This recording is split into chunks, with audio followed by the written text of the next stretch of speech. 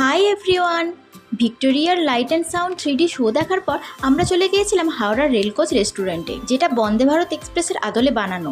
এটি হাওড়া স্টেশনের নিউ কমপ্লেক্সের ঠিক উল্টো দিকে। জায়গাটা খুবই সুন্দর, একদম পাশ দিয়ে বয়ে যাচ্ছে গঙ্গা, বাইরেটা খোলামেলা আর ট্রেনের মধ্যে রেস্টুরেন্টটা। ভীষণ এক্সাইটেড ছিলাম নতুনত্ব একটা এক্সপিরিয়েন্সের জন্য। আমরা ট্রেনে উঠবো বলে স্টেশনের দিকেই এগোচ্ছি, তবে এতটাই গরম ছিল সেদিন যে দুজনেই কাক ভেজা হয়ে গেছিলাম। প্ল্যাটফর্মটা সুন্দরভাবে ডেকোরেট করা, কিন্তু স্টাফ কম থাকায় বাইরেটাই বসাচ্ছে না। আমরা রেলকোচে ঢুকে পড়লাম, আর ভেতরে ঢুকেই বাতানুকুলিন আমাদের ঠান্ডা করে দিল তার শীতলতা দিয়ে।